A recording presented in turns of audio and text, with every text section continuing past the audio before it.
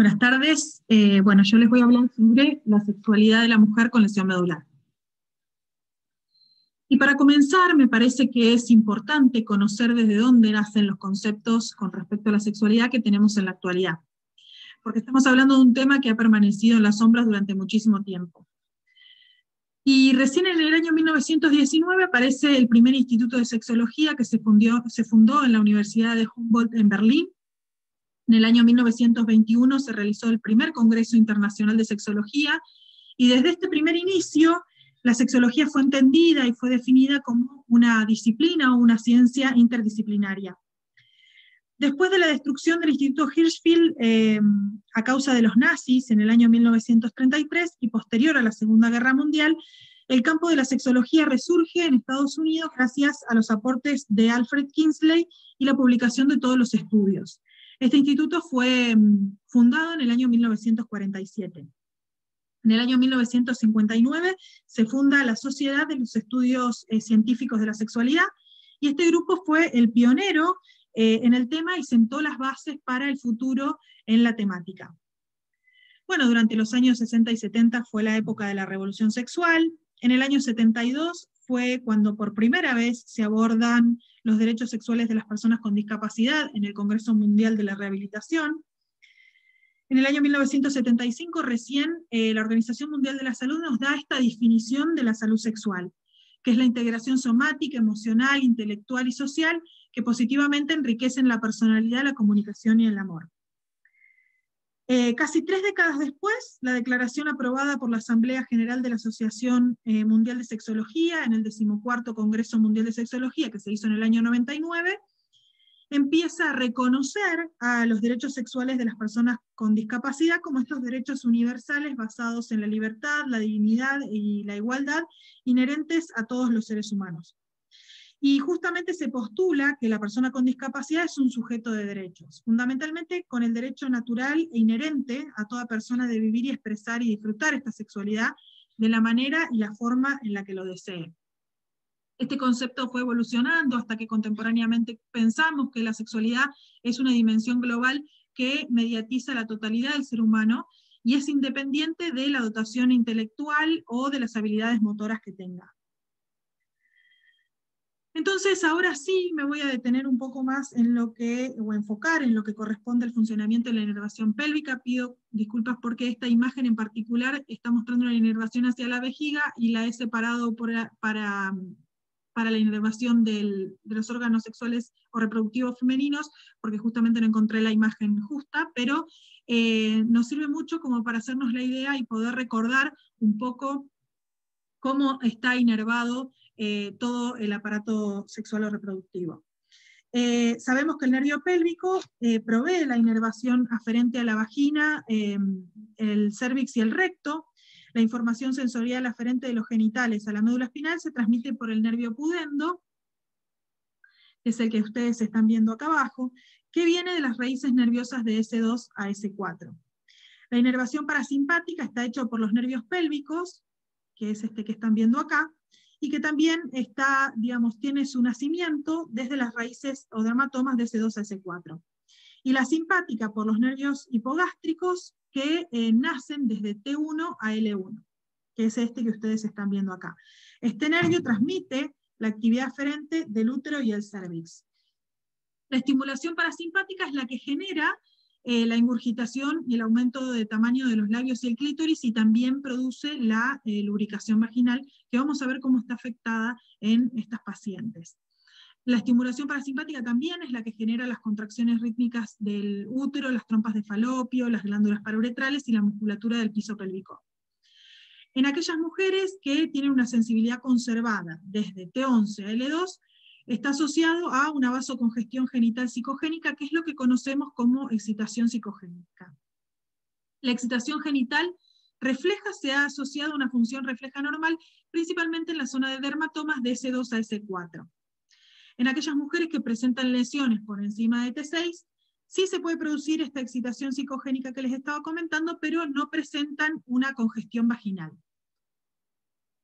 Como les comentaba, en la lubricación vaginal se ha informado que está afectada en las pacientes con lesión medular, y 1 de cada 4 mujeres presentan una disminución de la lubricación.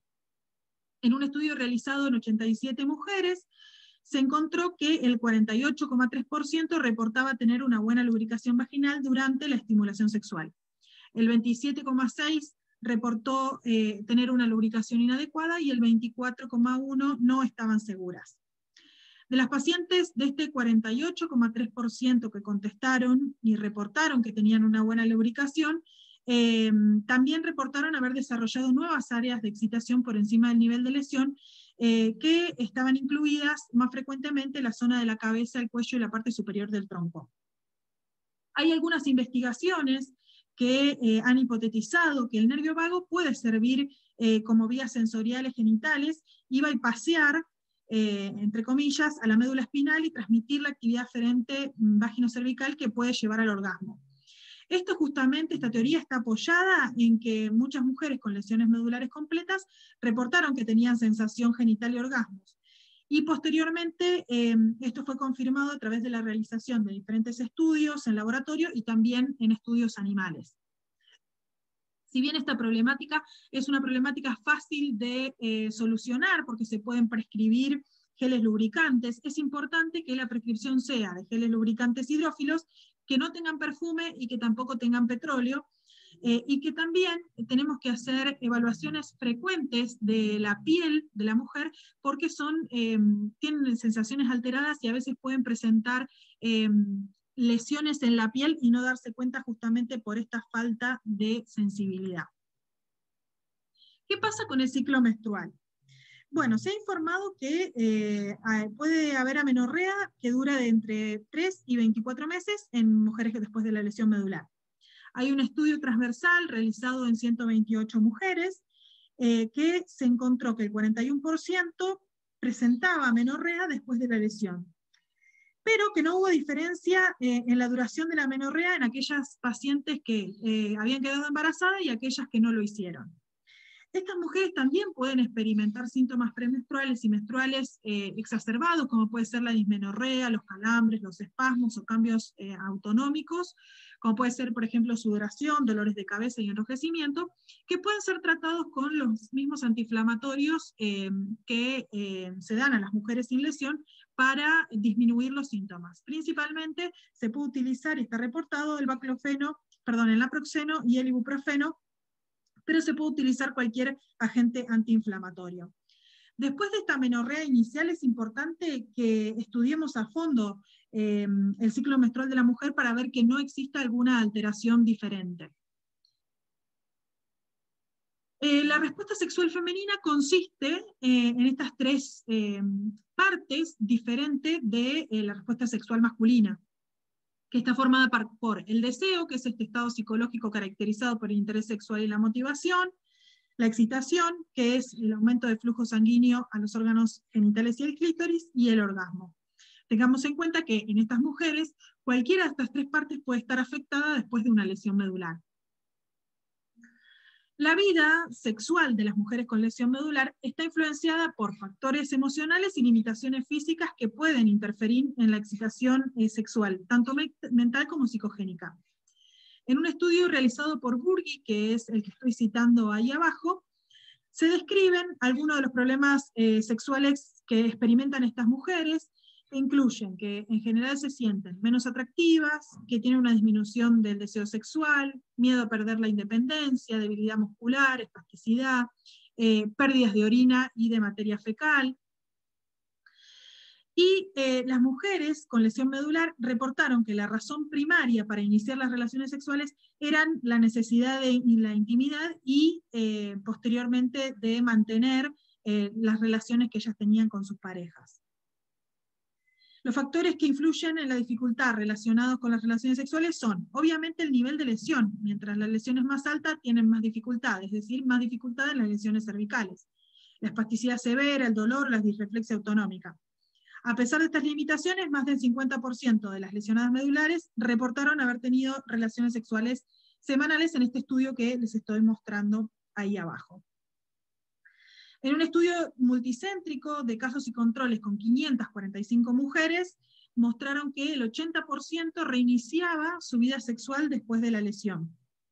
Las razones por las que aquellas mujeres no querían o no podían reiniciar las relaciones sexuales eran o por problemas físicos, similar a lo que estaba contando previamente, como la disminución de la movilidad, los problemas de posicionamiento, las pérdidas, el miedo a las pérdidas de orina y fecales, la disminución del deseo sexual, la baja autoestima y sentirse poca atractiva. En este estudio, tanto los grupos control y el grupo con lesión medular, reportaron que el reiniciar o iniciar las relaciones sexuales principalmente tenían que ver con la intimidad más que con el sexo en sí mismo. Cuando hablamos de orgasmo, hay varios estudios relacionados al tema. En este caso puse esta referencia porque la doctora Marcalí Alexander es una gran referente y de hecho una de las investigadoras con respecto a la sexualidad y la lesión medular que más ha producido en los últimos años. Bueno, en su estudio ya demostró de 1.544 mujeres, 1.168 sexualmente activas, 654 informaron que eran orgásmicas. El 42% de todas las mujeres, frente al 56% de las mujeres sexualmente activas, informaron tener orgasmos. Hay otros estudios, como por ejemplo uno realizado con 87 mujeres con lesión medular, en las que el 41% tenían sensibilidad genital, el 74% reportó dificultad para excitarse sexualmente. Entonces tenemos que tener en cuenta que la sexualidad es una parte fundamental de la personalidad. Los médicos o los profesionales que estamos atendiendo este punto tenemos que hacer un cambio del enfoque, desde la enfermedad hacia la promoción de la salud y el bienestar. Es importante tener una historia clínica de esa persona. No solamente la historia clínica de las condiciones premórbidas que puede tener, sino también una historia clínica de su sexualidad.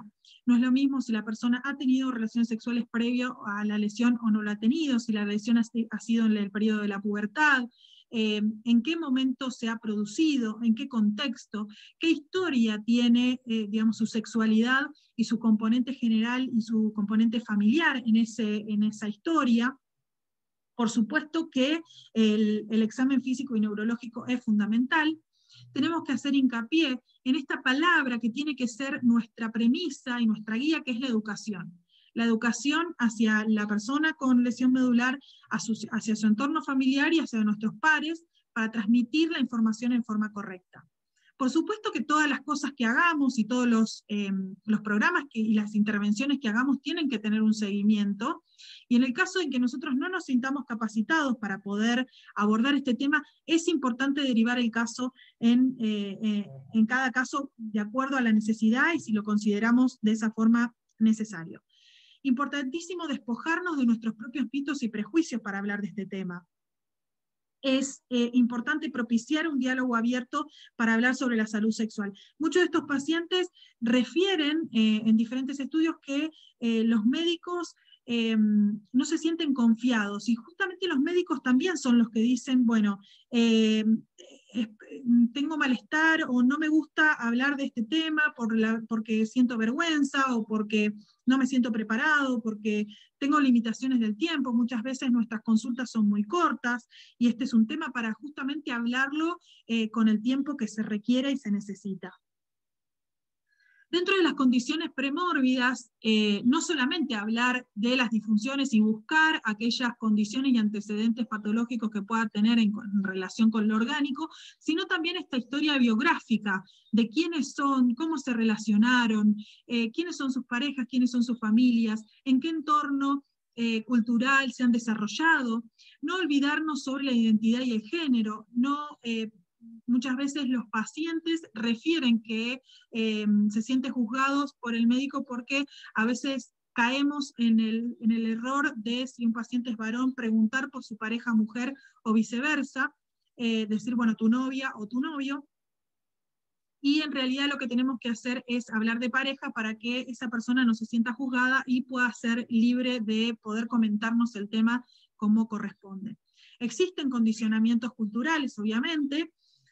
Existen condiciones preexistentes que tenemos que tener en cuenta, por ejemplo, si la persona tiene dolor crónico, si tenía depresión, si es una mujer que ya había entrado en la menopausia, si sufría dispareunia antes de la lesión, y también si tienen otro tipo de enfermedades preexistentes, como pueden ser hipertensión, diabetes y demás.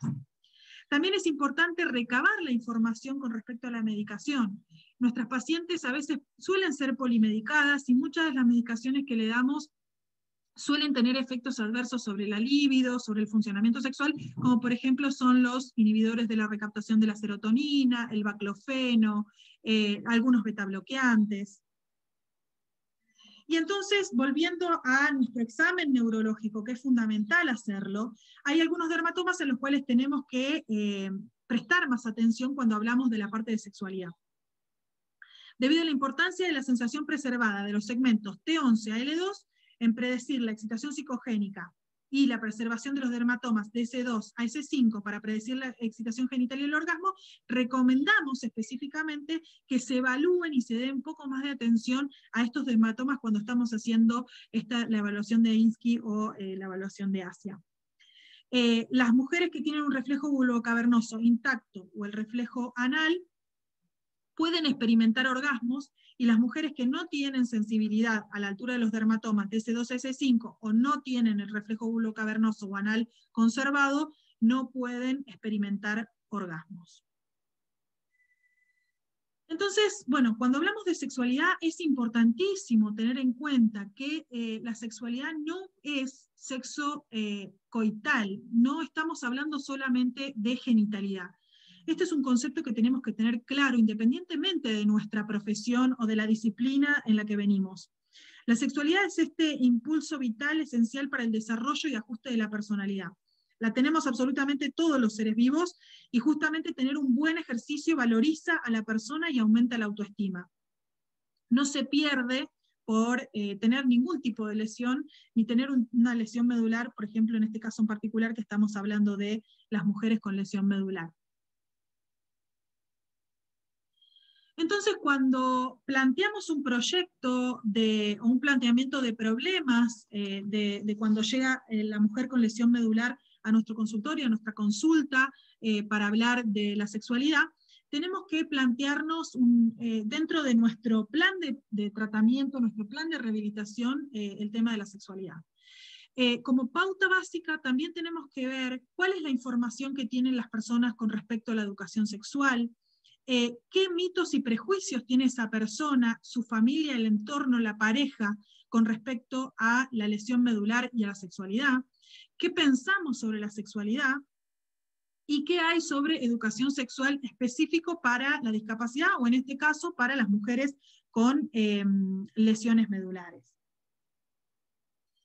Este modelo, que es el modelo PLISIT, que es por las siglas en inglés, es un modelo que lo van a poder leer en las guías de práctica clínica de salud sexual en personas con lesión medular, que es de Asia y hemos traducido recientemente al español, y próximamente va a estar disponible en forma gratuita para todas las personas que se la quieran descargar. Cada una de las letras corresponde a una parte específica de la evaluación y de seguimiento y la programación de este modelo de intervención. Entonces la P corresponde a permiso, y esta primera parte es quién. Todas las personas que van a trabajar con las personas con discapacidad, o sea, todos los profesionales, el personal de apoyo y el clínico. ¿Cuál es el enfoque? Reconocer que hay que hablar sobre las áreas de sexualidad, y eso está bien. Tenemos que comunicar aceptación y comprensión sobre los cambios en la vida sexual de la persona, que es un tema sumamente importante y que pueden tener preocupaciones que son muy válidas. Es decir, vamos de lo general a lo particular. El LI, que corresponde a la información limitada, ¿quiénes van a ser aquellos profesionales que estemos proveyéndole un servicio o una atención a esa persona? El enfoque es brindar la atención en general que está relacionada con las preocupaciones sexuales, y acá hacemos la intervención con respecto a disipar todos esos mitos sexuales, y si necesitamos derivar a la persona correcta, a la persona especializada en el tema, este es el momento. La SS, que corresponde a sugerencias específicas, quiénes van a ser los profesionales con conocimientos específicos en la temática de la sexualidad y que tengan habilidades de gestión para esta temática. El enfoque es usar los conocimientos y habilidades profesionales para brindar las sugerencias, para manejar esas preocupaciones específicas que tiene la persona. Y acá va incluida toda la obtención del historial de las problemáticas sexuales, definir cuál es el problema, ver cuál es el curso, si recibió un tratamiento, proporcionarle diferentes tareas, diferentes ideas. Y posteriormente lo que corresponde a terapia intensiva, que quien es justamente el especialista en el tema. El enfoque va a ser la historia sexual completa y el examen para la evaluación, y acá venimos a las intervenciones específicas y a la medida de esa persona, que es incluir los medicamentos, cirugía en caso de que lo necesite, asesorarlo, darle terapia sexual, o la variedad de procedimientos especializados o técnicas de manejo.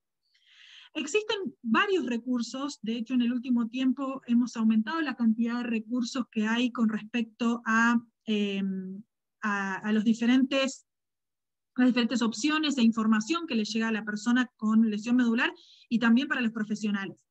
Uno de estos, por ejemplo, es esta página que les estoy mostrando, que es la página del Dr. Michel Tepper, es un sexólogo que también forma parte del grupo que ha escrito varias de las guías que están relacionadas con la sexualidad y la lesión medular, porque él mismo también tiene una lesión medular cervical. En este sitio se pueden encontrar diferentes videos, diferentes tópicos o entrevistas, noticias y demás, que están relacionadas con la lesión medular y la sexualidad. También aborda algunos videos, por ejemplo, para mujeres que tienen una lesión medular de acuerdo a la funcionalidad, si tienen espasticidad, qué tipo de posiciones son las ideales, si tienen incontinencia urinaria, si tienen incontinencia vesical, y diferentes tips específicos para las mujeres y para los varones con lesiones medulares. A la derecha también hay un libro que es el Silla Sutra, que es de Arturo Valdés Guzmán, que es un latino que también ha escrito esta especie de Kama Sutra, pero con la silla de ruedas para personas que utilizan o que son usuarios de sillas de ruedas. Hace un poquito tiempo, un grupo de profesionales de toda América Latina, con diferentes especialidades y diferentes disciplinas, nos hemos unido en hacer esta guía accesible. No es específica para personas con lesión medular, sino con todo tipo de discapacidad, pero es un acercamiento en el cual intervenimos profesionales de la salud y profesionales de la educación, kinesiólogos, terapistas ocupacionales, y que intentamos hacer una adaptación para todos los tipos de discapacidad.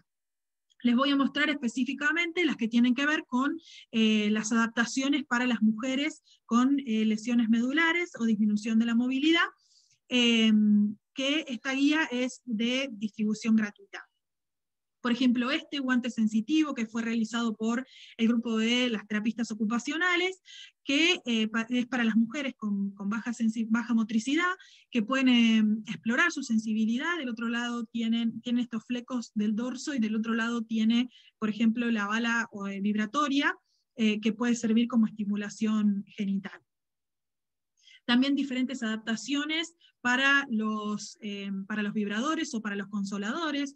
Todo esto está hecho en forma creativa, está hecho de acuerdo a las características de las personas con discapacidad con las que estamos trabajando. Entonces cada uno de ustedes también puede ponerse creativo en la realización y adaptación de todos estos implementos para las mujeres con lesiones medulares. También existe esta guía que también hemos traducido al español, la original es en inglés, de la doctora Marcalí Alexander, que es una guía para las personas con lesión medular. También está disponible cada 3 meses para poder ser descargada en forma gratuita, y es una muy buena herramienta para poder dárselas a nuestros pacientes y que puedan entender un poco el funcionamiento, qué es lo que pasa y qué opciones tienen dentro de su lesión medular. También hemos traducido al español recientemente, y pronto va a estar disponible también en forma gratuita y para la distribución y para todos ustedes, que es la guía para médicos de atención primaria sobre salud sexual en personas con lesión medular de Asia, que ya tenemos la versión en español. Dentro de este artículo, o este capítulo, Existe referencia a este catálogo que ustedes ven arriba, que se llama Pleasure Able, que también es de descarga gratuita, no tenemos la versión en español, pero sí tiene gráficos y, que son muy explícitos, son fáciles de leer y demás, que también se pueden utilizar como herramienta para nuestros pacientes con lesión medular. También tenemos que hablar de anticonceptivos, porque muchas veces aparece, o sea, cuando aparece esta amenorrea, las mujeres pueden pensar que pueden no quedar embarazadas, y este es un tema importante para hablar. Y la recomendación del anticonceptivo que le demos justamente tiene que estar enfocada y tiene que estar específica para las características de cada mujer. Porque tenemos que ver el estado general de los miembros inferiores, porque saben que los anticonceptivos orales muchas veces el efecto adverso es la formación de trombos, si ha tenido antecedentes de trombos, si vamos a utilizar otro tipo de anticonceptivo, qué sensación genital tiene, qué destreza manual tiene, qué higiene menstrual tiene. Tengamos en cuenta que las píldoras anticonceptivas orales y las preparaciones hormonales se tienen que evitar dentro del primer año de la lesión medular. Y obviamente tener en cuenta que las mujeres que fuman y las que tienen antecedentes de problemas cardiovasculares no pueden utilizar estos métodos anticonceptivos. Las preparaciones con progesterona son las que en general tienen un menor riesgo para trombosis. Y después hay otros métodos, que son estos tópicos, digamos, entre comillas, como los diafragmas, los capuchones cervicales y las esponjas vaginales, que sí ahí tenemos que ver qué destreza manual tiene nuestra paciente, y porque justamente si ella lo comprime o lo utiliza mal, puede generar una rotura de la pared genital. Entonces, cuando generamos nuestro programa del abordaje de la sexualidad en las mujeres con lesión medular, como premisa fundamental es educar, habilitar y rehabilitar la sexualidad. Tener en cuenta este concepto fundamental. La educación sexual no es solamente sobre sexo, tiene que ver también sobre los sentimientos, la comunicación, los límites, las conductas que vamos a tomar, la formación de las relaciones, cómo se relaciona con su pareja. Obviamente lo vamos a hacer de acuerdo a las necesidades de la población que estamos asistiendo, o sea que se va a adecuar, no existe un programa general para todos, sino que cada uno va a tener que tener en cuenta el lugar donde está ejerciendo, el tipo de pacientes que tiene, las cuestiones culturales, religiosas, es decir, todo lo que engloba la temática de la sexualidad y la discapacidad en el grupo de pacientes que está tratando.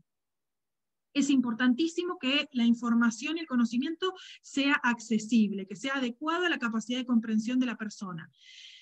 Muchas veces utilizamos muchos tecnicismos para hablar sobre este tema con las mujeres con lesión medular o con cualquier persona con discapacidad. Una buena técnica es que cuando nosotros queremos transmitirle algún concepto que sea claro para ellos o ellas, podemos pedirles que nos vuelvan a transmitir con sus propias palabras qué es lo que entendieron de lo que nosotros dijimos. Eso es fundamental para que los conceptos queden claros y bien fijados en lo que queremos transmitirle a los pacientes. Como recomendaciones generales, no esperemos a la consulta, no esperemos a que el paciente venga o la paciente venga y mencione el tema. Lo tenemos que poner como una lista más de abordaje cuando el paciente ingresa. A veces preguntan, bueno, pero yo no sé en qué momento, si la persona estará preparada o no. Una buena pregunta para el paciente o para la paciente podría ser, las lesiones medulares acarrean o se presentan con problemas en la sexualidad. Si tenés alguna duda al respecto, si tenés preocupaciones, lo podemos charlar. Pueden que ellos le digan en ese momento o más adelante, y el paciente ya sabe que puede contar con ustedes y que va a ser un tema que va a ser abordado en algún momento. También es importante comprender esta dimensión biopsicosocial, interseccional que existe dentro de la sexualidad. No olvidarnos de este tema, ¿no? De las personas cisgénero y de las personas de la comunidad lesbiana, gay, bisexual, transexual, etc. La educación del profesional tiene que incluir todas estas técnicas para aumentar el nivel de comodidad para abordar las preocupaciones sexuales y comprender cómo las condiciones médicas pueden afectar el funcionamiento biopsicosocial de la sexualidad. Este es un trabajo inter y transdisciplinario. Y este trabajo es lo que justamente nos va a dar, les va a dar a la persona con lesión medular este empoderamiento y este enfoque en ellos mismos, con este concepto que ya hace rato sabemos que es el nada sobre nosotros sin nosotros. Muchas gracias.